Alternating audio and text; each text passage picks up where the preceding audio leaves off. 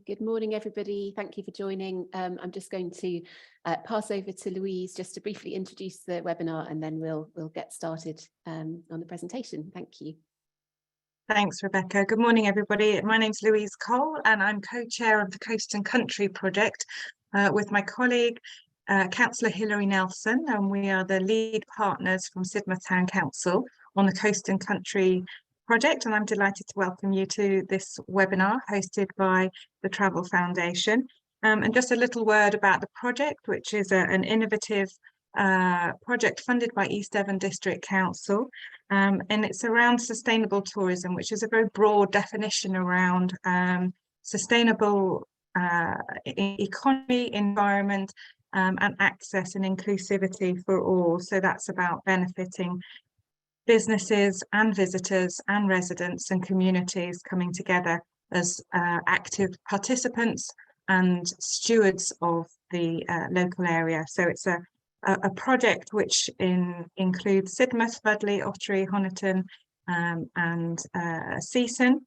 And it's very much a project about collaborative advantage, working together for the benefit of all now and in the future.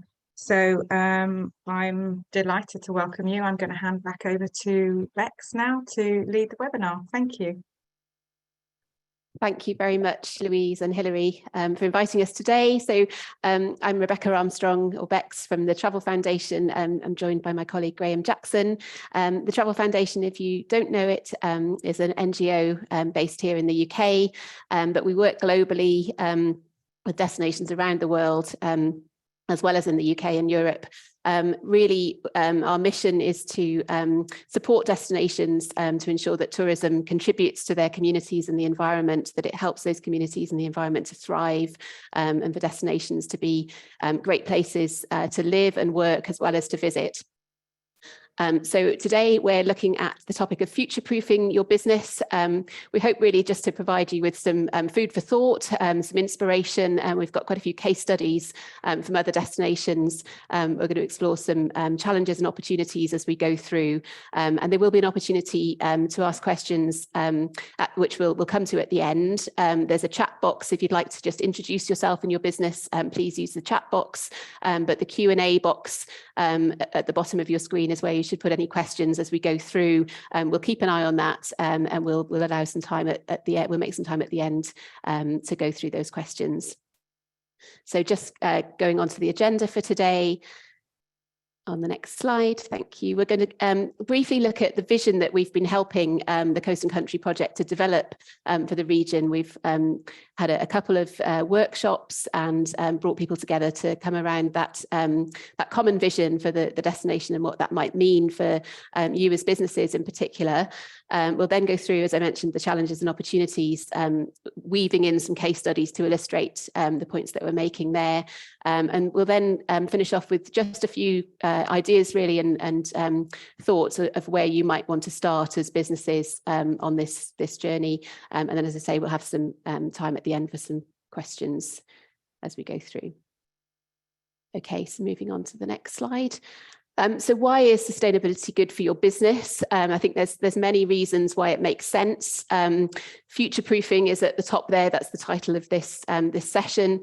It really is a way of building resilience, I guess, into your business and helping you manage the risks that might be ahead. It's obviously also a way of reducing operating costs. So in terms of reducing energy and waste and water use, for example, and all those things obviously also contribute to wider climate action. It's also responding, particularly for larger businesses, I guess, to the expectations of tour operators who might bring visitors to your business, and investors, again, for those larger businesses. It's also, we'll have a look at consumer trends later. It's definitely at the centre of meeting those increasing requirements of customers for sustainability. They are looking for businesses who are demonstrating good practice, who are really contributing to their local communities, for example, or supporting local businesses, or who are celebrating local produce. All those things are really kind of tapping into those increasing trends that we're seeing among customers. by building in sustainability to how you run your business, it really helps you develop that kind of clear framework to take action, to identify perhaps areas that you could cut costs, cut your emissions, all those things, and track your progress.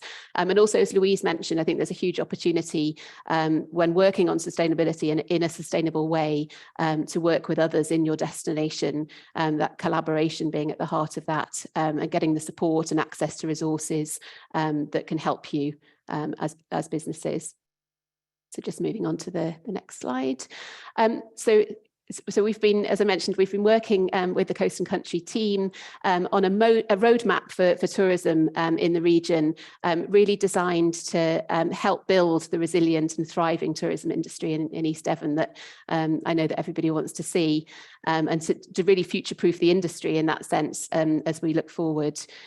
So we've, in terms of the route so far, we've had 2 stakeholder workshops. So the first one we called an Imaginarium. So we invited people to think about what they would like the destination to look like in 2050. And we dreamed big, we thought of lots of ideas. And then we came together last week as a smaller group as a Visionarium, which was really mapping out, okay, if this is the ultimate destination, what route do we need to take to get there? And in terms of what this means for your business, there are lots of elements to the roadmap, particularly around kind of supporting new product development, thinking about the kind of things that visitors are looking for, and what that might mean for new products, new opportunities, new collaborative opportunities to work together, and also the kind of resources that might be signposted as part of that support. So going on to the next slide. So as part of that roadmap development, as I said, we invited people to imagine what they would like the destination to look like in 2050. What would East Devon look like if we've achieved everything that we want to look like? And obviously, some of this is already true. It's not about starting from scratch. It's already a very special region, but I think it's really, again, working on future-proofing the special qualities of the destination. So an area that's known for being clean, green, and sustainable, for example, and attracting the kind of visitors that share those values, where tourism generates increased value and provides benefits for residents, and where visitors come because they want to feel part of that community, and for health and well-being reasons, known as an inclusive and accessible destination, and a collaborative destination where actually working together really enhances the prospects of that destination, and everyone and their businesses thrive. Okay, so moving on to the next slide, we looked at, it also really chimes with the wider East Devon tourism strategy, which is again, where the vision is to be a leading year-round tourism destination. Again, looking at supporting the natural environment, but also the distinctive high-quality businesses that you all represent, and where towns and villages all thrive and grow through these commitments to net zero, accessibility and collaboration. So that's a bit of the background. In terms of the impacts that we have been helping to address through the roadmap, we identified 5 key areas. So growing tourism responsibly, that's around delivering local value so that tourism really benefits local communities and businesses as much as it possibly can. The second one is particularly relevant today, and that's what we'll be thinking about a little bit more today. So sustainable product development and supporting businesses to thrive, climate action and environment, sustainable travel and transport being a huge area that is really, a challenge for the destination, but also an opportunity in the sense of connectivity, increasing connectivity and helping visitors to arrive by public transport and perhaps spend more time in the destination on foot and on their bikes, etc. And then issues around welcoming and managing visitors. So moving on to the next slide. So the Coast and Country project, as we mentioned, as Louise mentioned, I think this is the real opportunity. We'll look at this in a little bit more detail later on. But in terms of businesses, there's this great branding has been developed. So the Coast and Country branding that you can see on the left-hand side really is creating that kind of strong regional identity, which I think as that's communicated more and more to visitors, and that becomes more and more recognizable, that's a real asset for businesses to tap into. So you've got this great kind of set of resources. There are videos and resources for each of the towns as well. So you can see the Visit Sidmouth image on the right there is connecting back to that coast and country identity. So, that just to bear in mind as we go through that, the opportunity of this project, bringing the region together as a collective whole that can be marketed to visitors, and they'll start to recognise that branding. So as businesses, that's a real opportunity. Okay, so moving on to the next slide, I'm going to pass over to Graham, who's going to begin the next section, which is looking at particular challenges and opportunities, and we'll weave in some case studies to the section as we go through. Thanks, Bex. So the title of today's webinar is around future-proofing, and you've heard a little bit about how that is being approached from the destination perspective, through the development of the roadmap in the context of the East Devon Tourism Plan and so forth. But what we wanted to do is just give you a little bit of a backdrop now, again, about the context in which that is all sort of operating. So to look at some of the trends, to look at some of the challenges, to look at the way the sort of tourism is moving more broadly. And we've, as Bex mentioned, we've used some case studies here to really try and illustrate that. The Travel Foundation's worked with more than 200 destinations around the world now, and we've been involved. We're quite involved with a lot of the leading destinations in regards to some of these topics. So we tried to sort of pull out there some inspiration, some examples, and hopefully there'll be some things here which will give you some ideas within your own businesses. So the first challenge that we know many of you will be acutely aware of is our challenges around staffing and resources. We know that many travel businesses had to lay off or lost staff during the pandemic. I mean, globally, that's quite an astonishing 62 million tourism-related jobs were lost in 2020. And now that demand's picked up again, we know that there's a bit of a struggle sometimes to hire enough replacements, particularly during those peak summer months. So once staff leave the sector, it's really hard to get them back and to replace them. There was a report from Deloitte that suggested in October 2021, there were 300,000 fewer hotel workers available worldwide than the 2 years previously. And with rising prices caused by inflation, we know that staff shortages make it harder to meet traveller expectations. I'm sure many of you will have been away and experienced some of the chaotic scenes at airports recently. So it's not just at the local level; it's also, at the national level and the international level. And there are some opportunities here as well to maybe do things a bit differently. Many businesses might be looking at things like automation. So how can we use technology to potentially pick up some of the slack? For example, contactless check-in for hotels, or for example, itemized charging for amenities such as housekeeping. Do we need to turn down a room every day? Is that something that that visitors expect, or can we change those expectations? Once we start to unbundle these type of these type of experiences, these type of offers, they potentially could become part of things like loyalty programs in the future. So we're seeing quite a lot of innovation around this at the moment. But fundamentally, we have a challenge. We understand that lots of people don't necessarily want to work in tourism or come back to tourism, or are put off by perhaps low pay or the fact that jobs are highly seasonal and are not secure in the long term.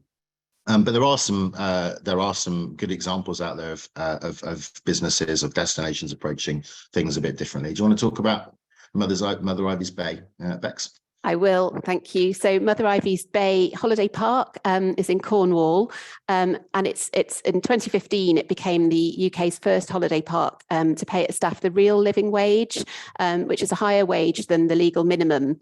So it's at the level staff need to meet their everyday needs. And this they found has resulted in easier recruitment. So they have, while they do have seasonal staff, those seasonal staff do tend to choose to return because of the level of wages that are paid. And that means that the investment that the business makes in training, it works better for them because they're obviously not having to retrain new staff every season. And then in 2022, the business then became the first across the whole of the UK hospitality and tourism sector to accredit as a living hours employer. Both of these titles are with the Living Wage Foundation, the Living Wage and the Living Hours. So living hours status is for employers who've implemented changes to improve job and financial security for their team. So they have to guarantee a minimum of 16 hours work a week. They have to provide at least 4 weeks notice of shifts, and then there are guaranteed payments if those shifts are cancelled within the notice period. And again, you know, that's contributing to staff loyalty. It's contributing to security of jobs, obviously, for those employees. And as you can see on the screen, that's just one of the awards that they've won for these practices. You know, it's really resulting in recognition, deserved recognition for that business. So I think, you know, while there aren't easy answers to all these challenges, you know, I think that's a really inspiring case study of a business that's just really stepping out and taking action on that point. Doing things a bit differently, yes. The other big challenge that we're, you know, acutely aware of is seasonality and diversification. Seasonality, you know, you'll all be aware, is a challenge, and it presents a number of issues that do require sort of special attention and strategies. Of course, seasonality affects the number of tourists that come to a region, and that can potentially threaten the viability of businesses. It can place great pressure on our destination, particularly in remote or isolated tourism enterprises. How can we staff business with available and appropriate staff? And obviously that's acutely felt more, you know, so by those types of enterprises than those located in more populated areas. But there are quite a lot of things that can be done on seasonality at both the destination level and the enterprise level.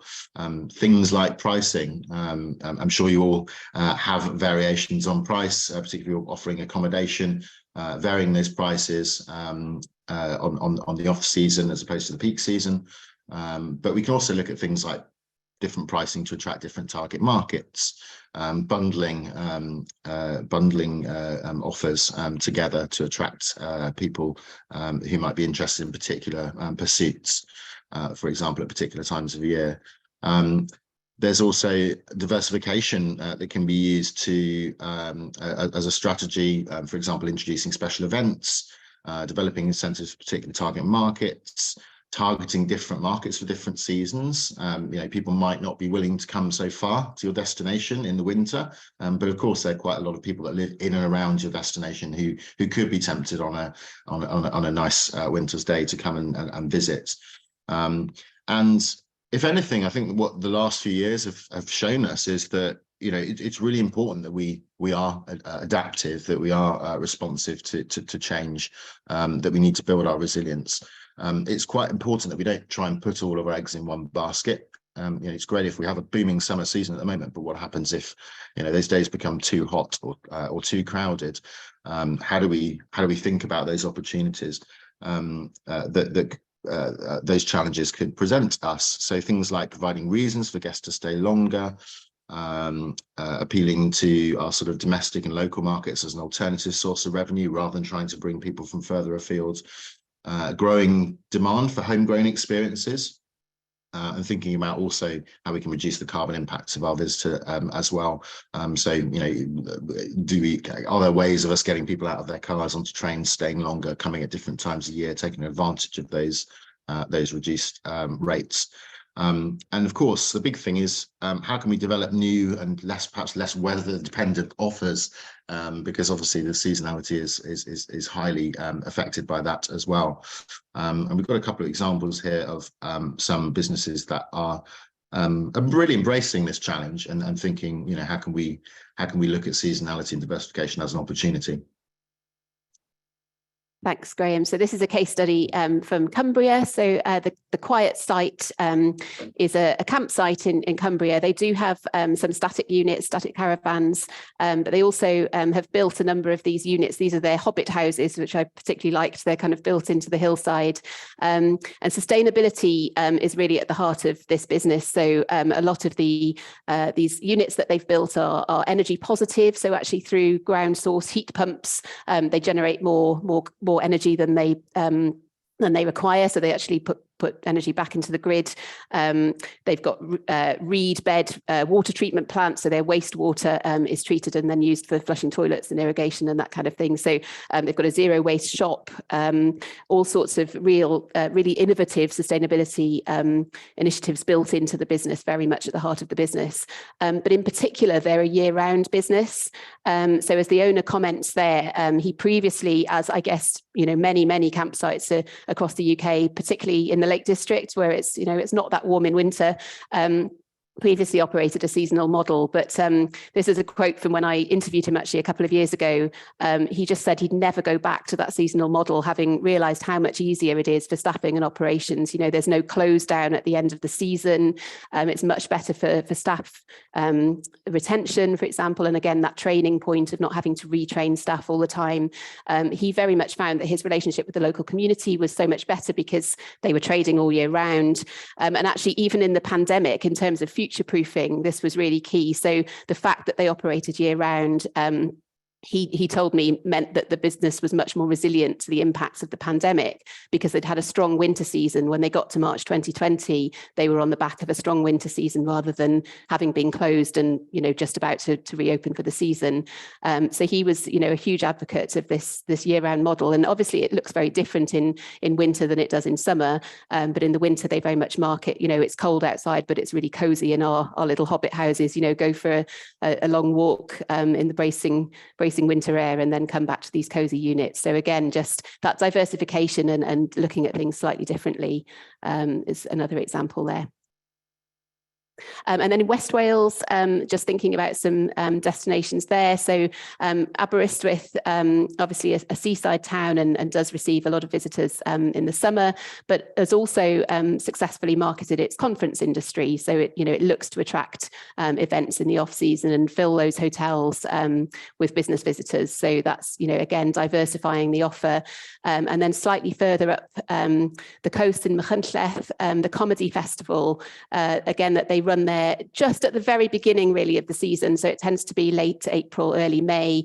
That's been running for years and years now, but again it brings some big name comedians to that festival. It again brings people at perhaps a time of year when they wouldn't think to go to West Wales or Mid Wales on holiday, but it's creating that buzz around events and festivals, which I know that you're already doing in East Devon as well. So just again some inspiration there that to build on those successes. Thanks. So just on now quickly to sort of some of the consumer market trends that we're seeing.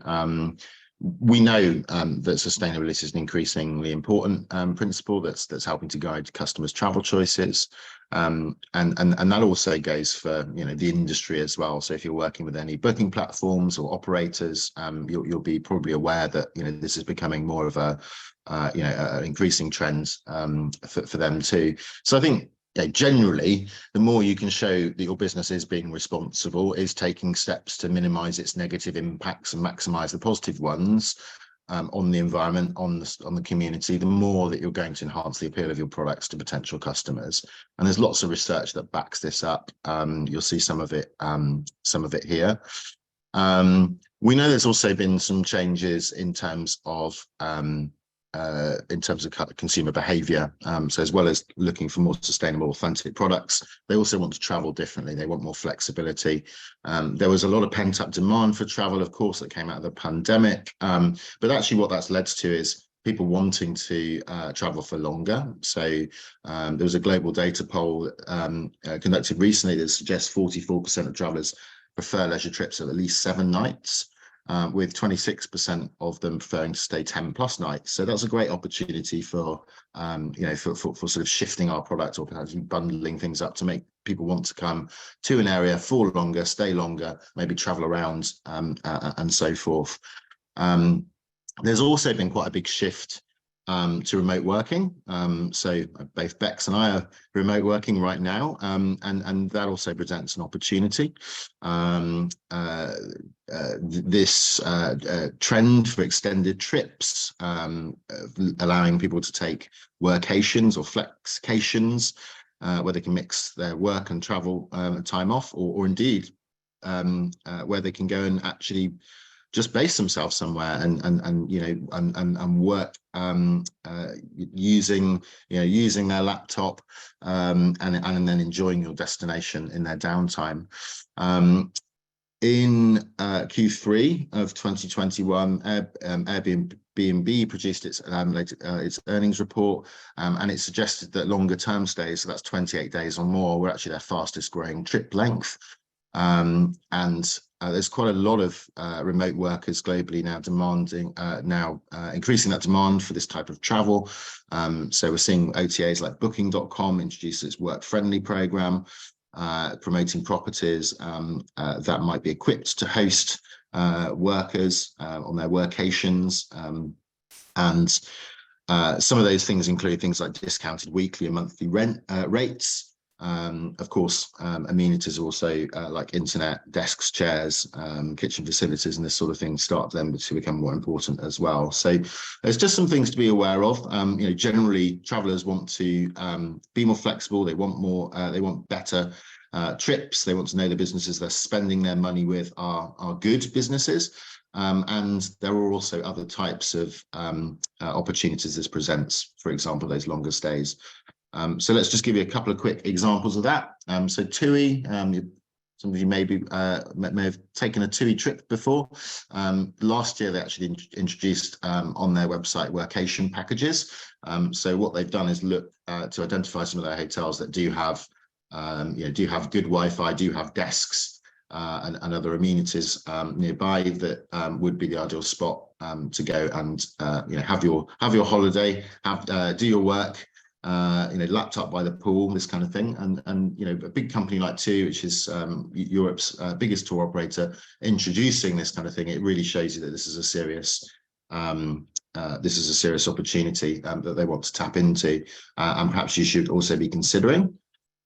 I also just want to mention very quickly this case study here, which is about Nightjet. Those of you who aren't familiar with Nightjet, it is an overnight rail service, very popular, sleeper trains and historically, but they're on the rise again in Europe, and we're definitely seeing an increasing demand for this type of travel. So in 2017. 700,000 passengers were using Nightjet services. In 2022, it was 1.5 million. And I think they've got 33 new trains coming on board this year. But we're seeing this kind of change in how people want to travel, the slow travel movement, wanting to take other types of travel options. Now, of course, this is Europe, and we're in the UK. Sometimes less said, the better about the train service here, but just to understand that these are things that we need to start thinking about and looking at how people get to our destination, how they travel around, how they might, how they might want to experience our destinations as well. And I just quickly talk about this as well. So this is about really creating those links to the destination. So the Travel Foundation was actually involved in setting up this project. In Cyprus Breakfast. So we created a brand that was designed to celebrate and promote local gastronomic culture and heritage. So providing that support to local communities and small producers, basically having the hotels incorporate seasonal, local, traditional dishes into their breakfast menus, and then presenting this to their visitors as a more authentic, more local, more connected experience. The result of this is that this is actually spread across Cyprus now. So if you've been to Cyprus recently or you're planning to go soon, there's a high chance if you're staying in a hotel that you will experience the Cyprus breakfast. And this is all about celebrating what it is that's different about that destination, that's different about their gastronomy, and creating that connection with the traveller. Not necessarily saying that the international option's the best, but actually try the local option, try something different, connect with our destination, and connect with the story as well.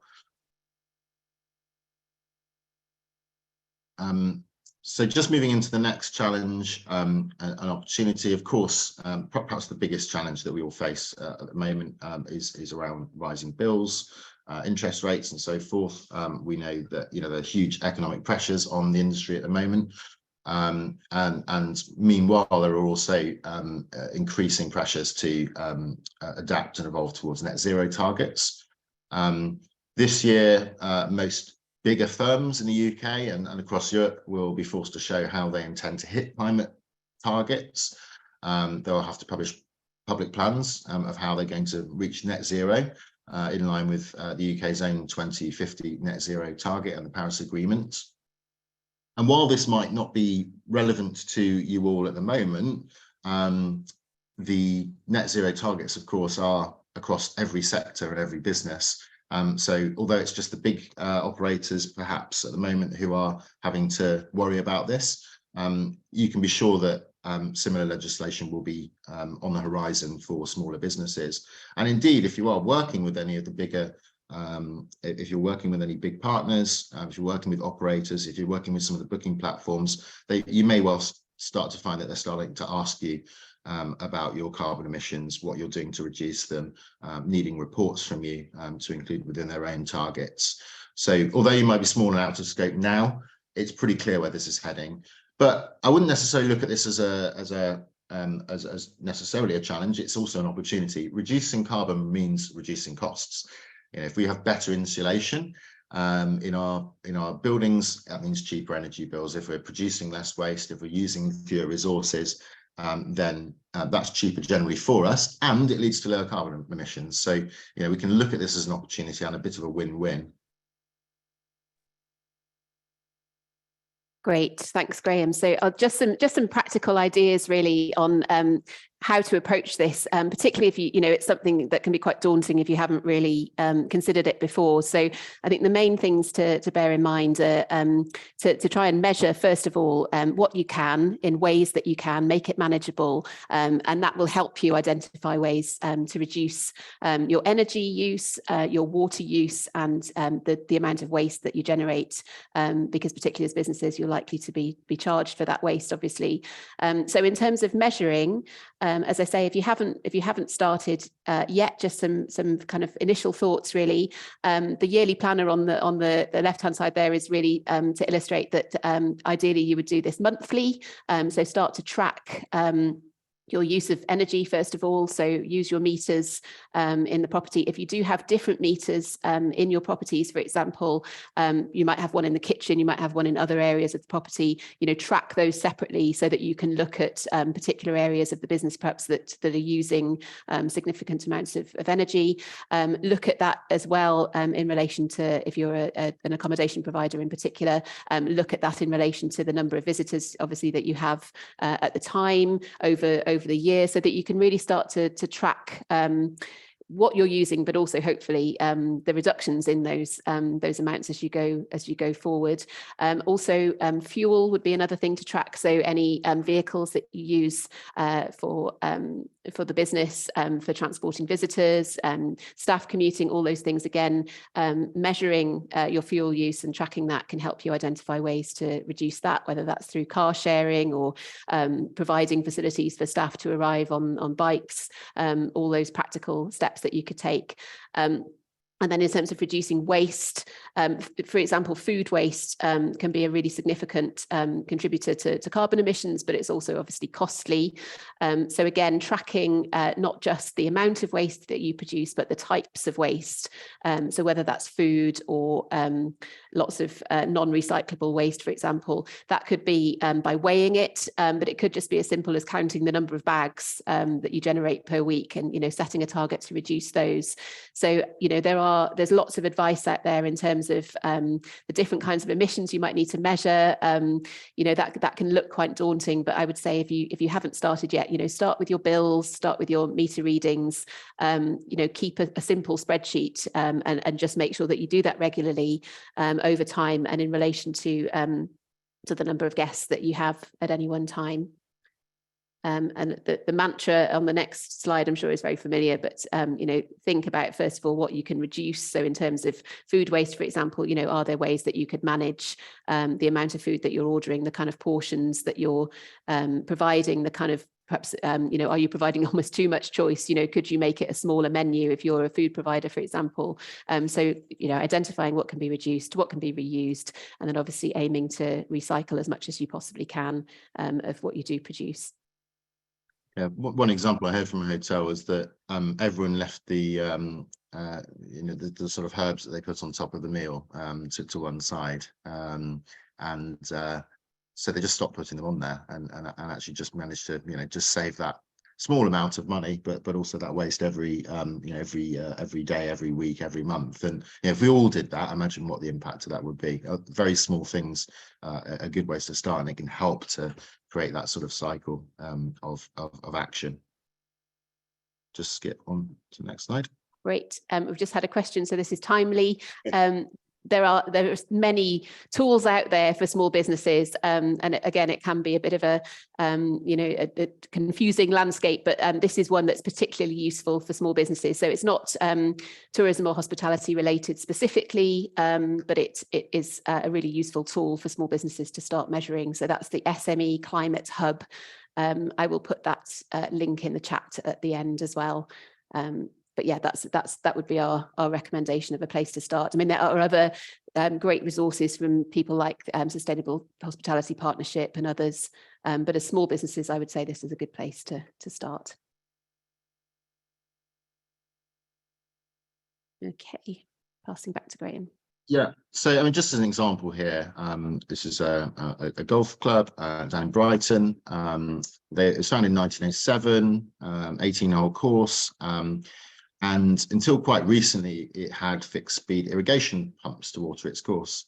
So, you know, obviously it's important that, you know, the greens are well kept, the fairways are watered and so forth. But what they were doing, their sort of historic system wasn't efficient enough. So they went and spoke to a local business support scheme that provided them access to a £4,000 loan that they needed to get an up-to-date variable speed pump system. So that basically ensures that the necessary amount of water is used, so increases efficiency, not just of their use of water, but also electricity. They also installed solar panels on the clubhouse roof to help power this system. And so it's not only reduced its emissions and energy bills by about 7,000 kilowatt hours a year, but it's also providing an annual saving of £1,000 on bills. And you know, of course, we all know the way that bills have been heading recently. So potentially those savings are even greater right now.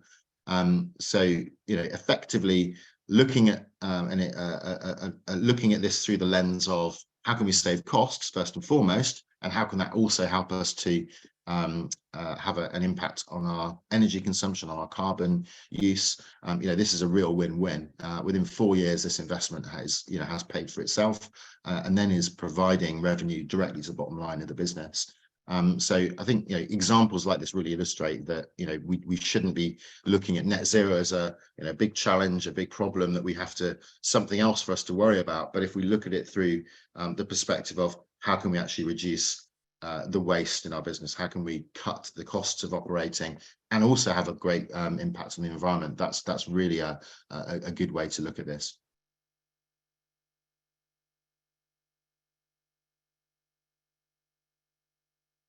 Okay, so the next opportunity really, I think, is sustainable and active travel. So as Graham mentioned, we're really seeing consumer trends heading in this direction, that preference for slow travel, and the sense of, wanting to relax on the journey rather than be stuck in traffic on the way, that kind of relaxing element, and being able to bring bikes, for example, for walkers and cyclists to get to the destination.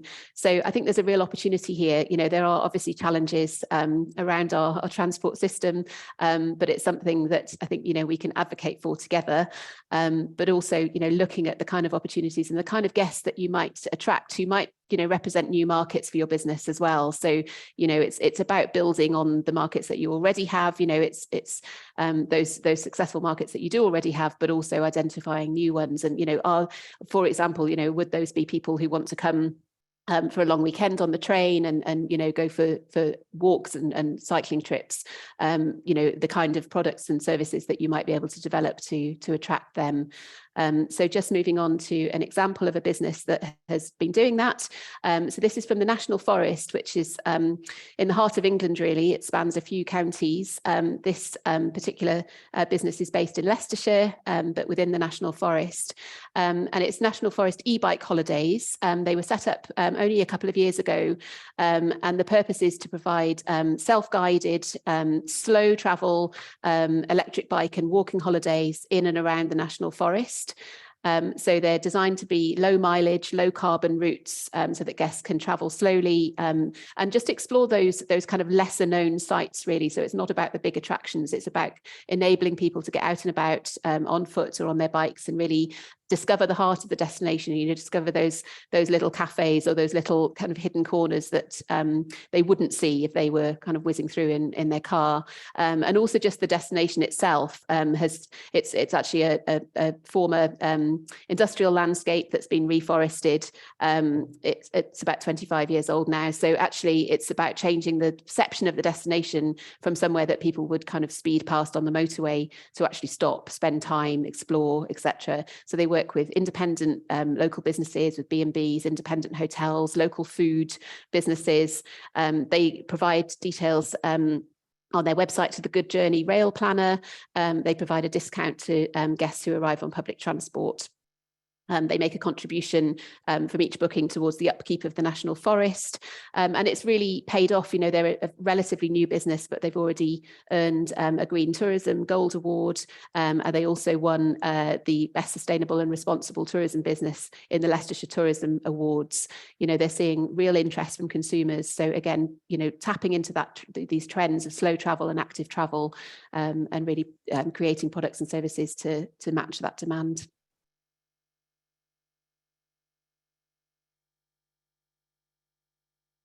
I'm muted. Thanks, Bex. So just a general opportunity, and I think something that hopefully you will sort of embrace under the banner of the roadmap that we described earlier is this idea of collaboration. We're not going to get to where we need to get to by ourselves. It's really important that we don't see one another in our destinations as competitors, but collaborators, and that we can work together to move in the right direction. If we're going to, for example, try and get visitors to come and stay longer, then how can we work better with one another to package up offers that might encourage customers to do so? How can we share information about each other's businesses, about potentially about other destinations within the local area, that might present an opportunity for someone to come, maybe base themselves at your property and travel around. How can we create more opportunities to source more from local suppliers to present their products and services to customers? We talked already about the Cyprus breakfast. Locally sourced food will potentially provide greater appeal to customers, and also can reduce the carbon footprint of your operations.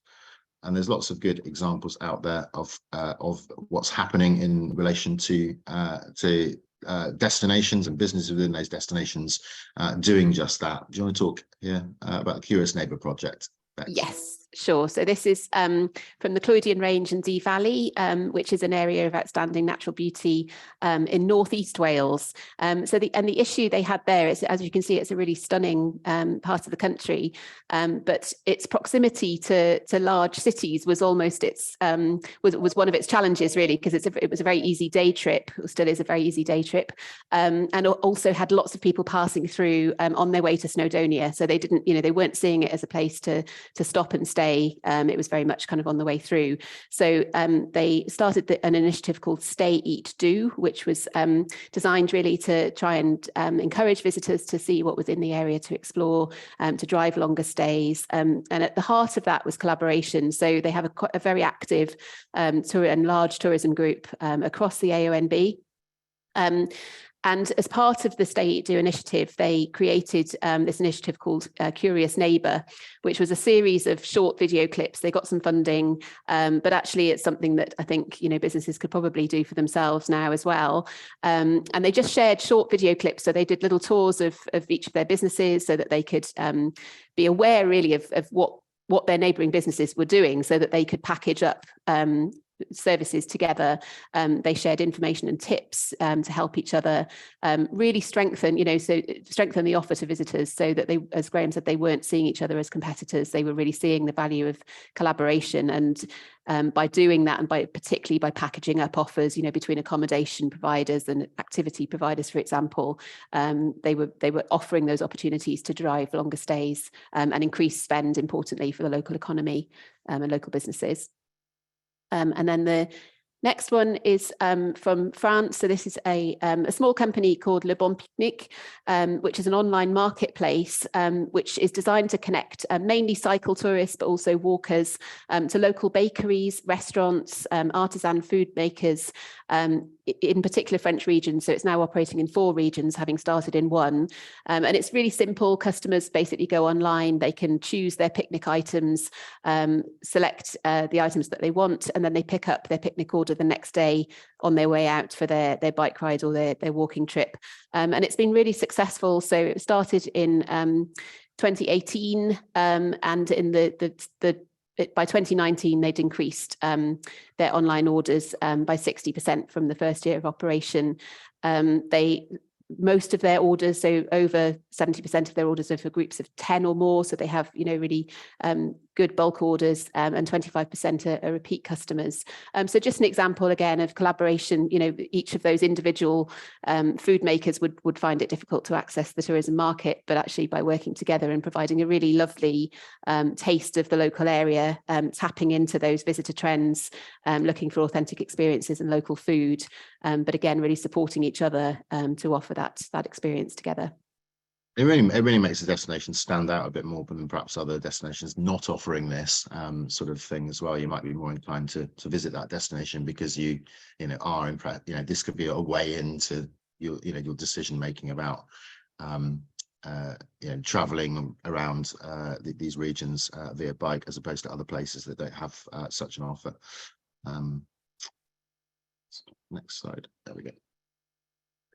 Thank you. So again, just coming full circle, really, back to your region, and really the opportunity that the Coast and Country project provides. I think all of these different case studies that we've identified, there are elements of those within this project in terms of the opportunities that it can present.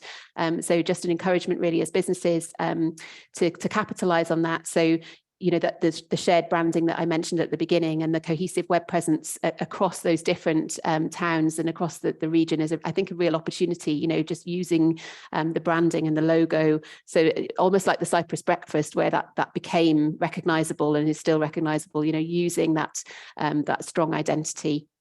The Changemaker Champion Network, which is still being grown, which is businesses championing sustainability, supporting others, inspiring others with examples of good practice. There's an opportunity to signpost resources. So Louise, in fact, has just highlighted one, which I'll pop in the chat in a minute, which is a current grant opportunity for tourism businesses to decarbonise. So again, that opportunity by coming together and sharing information and signposting resources that are available. I think the brand itself, as you can see from the logo, it's really celebrating the natural environment that you have in East Devon, tapping into health and well-being, which the area has always been known for. I think, giving that kind of modern update of people coming to the area to relax and looking for health and well-being benefits, and strong accessibility credentials as well. So again, bringing all those things together, highlighting quality, local, sustainable events, businesses, etc., and particularly those opportunities for connected products. So looking at the opportunities around nature-based products, for example, food and drink, wine, tourism, all those opportunities that actually, by connecting together as businesses, visitors will have that really clear idea of the kind of things they can do. Perhaps it's not just a day trip anymore, it becomes a long weekend, and it becomes those things that they can, the variety of things that they can do attracts them. As we've mentioned, the competitive advantage, cost savings, etc., that collaboration and sustainability can bring. The real opportunity, I think, of low impact tourism and tapping into slow travel and sustainable transport and active travel, that sense of encouraging your guests to get to you by public transport because it's relaxing and it's speedy, you're well connected in many ways, but then providing those onward links perhaps and enabling them to then explore the area by bike or by public transport or on foot. The opportunity to create a year-round offer, I think that really is a great opportunity for you as a destination. And then, also at the heart of the Coast and Country project is trying to support increased career opportunities and particularly prospects for young people. So connecting with projects in that area that are already underway. Well, thank you. Graham. We're just going to move into, from the sort of showing you some of the challenges and opportunities to some kind of very practical things that you can start to hopefully think about in relation to some of the things you've heard and maybe apply this to your own businesses. But just before I get into that, just to say we've got about 8 minutes left. If you do have any questions, now will be the time to start posting them in the Q&A, because we'll hopefully have a few minutes just at the end to tackle some of those things. So do feel free to add comments and questions in the relevant parts of the Zoom while we just sort of wrap this up and move into questions. So just to sort of put this down as a maybe a helpful grid, just to start thinking about, well, what can I take back from this? It sounds like, I've heard an awful lot today. I'm not sure what I can do as an individual or how I can help as part of a collective effort. And I would say, these are really good places to start. Think about, how can we reduce climate, how can we reduce our carbon emissions? It's increasingly important to be able to demonstrate that. We don't have to, but it's increasingly becoming an expectation. And of course, there's cost benefits to that. Of course, the natural environment, the natural environment and the community, in fact, are the reasons that people come to visit. Reduce our use of water. How can we think about different options, be more sustainable with our food and drink offer, and in turn reducing waste. Thinking about the diversification opportunities. How can we potentially work more closely with others? How can we develop new products and services that can address things like seasonality? How can we think about those links to the local economy? How can we sort of support or maximize the money that we earn from tourism, the amount of money that stays in our destination? Is there a local supplier available where perhaps we have got a national or international supplier in place at the moment? The eighth one there is really around the sort of working environment. How can we make sure that we are being the best possible employers? We have happy employees that will, of course, lead to happy visitors, happy guests. Yes, how can we be better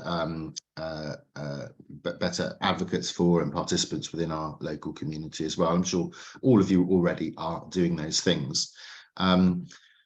Maybe the best way to look at that from a sort of planning perspective is through a lens. This is something we quite often use in our work, and there are two suggested lenses here, and this is something you can apply to pretty much any decision you make So whether it's purchasing, or whether it's marketing, or whether it's, you know, any of the sort of HR issues. How can we look at all of those things through a climate/cost lens? Will this decision potentially increase carbon impact of our operations? Will it potentially increase costs, or could we do this in a different way that might have a benefit on those things? And then the other lens, of course, is the local benefit lens. So again, when we're looking at all aspects of our business, how can we do those things in ways that will maximise and share the benefits of tourism in your locality across your region? One really interesting model that we've been using with quite a few businesses and destinations recently is this first mile, next mile model. This has been developed by a behavioural scientist, and what they suggest basically is there are really easy things that we can do straight away that can help us to deliver some of those benefits.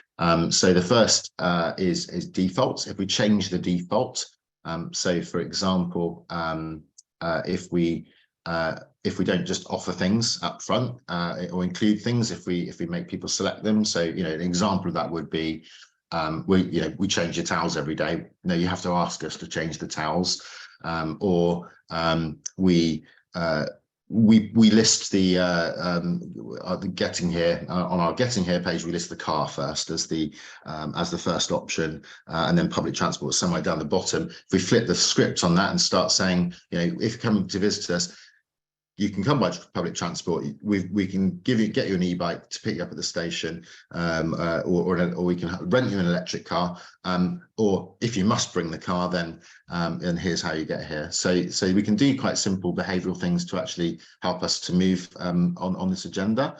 There's some really good TED talk about this actually, so that we can perhaps share the link with you afterwards if you're interested in finding out more about this model. But in the interest of time, I'll probably just go to is there any Q&As? There aren't. Okay, we've just had the answered one, so let's continue. So in terms of your own first mile, these are some questions maybe to ask yourself. I won't go through these right now, but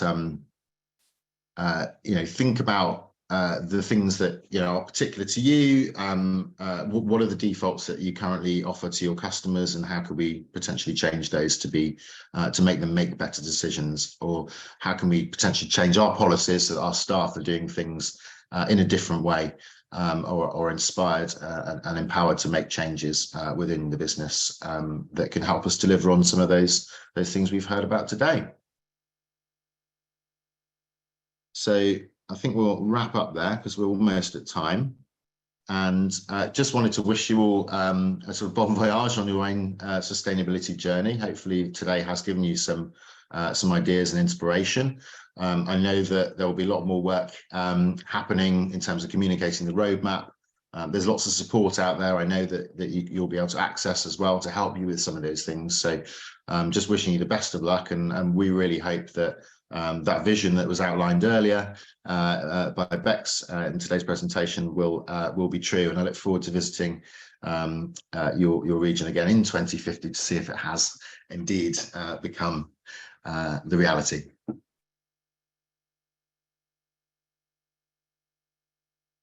Thanks, everyone. We'll share the presentation afterwards as well. And Hilary's just mentioned it might be helpful to share some links in terms of sort of practical tips on reducing carbon emissions. So we can certainly give you some signposts there as well in terms of sort of measuring and reduction, as I mentioned. So we'll share those links as well afterwards.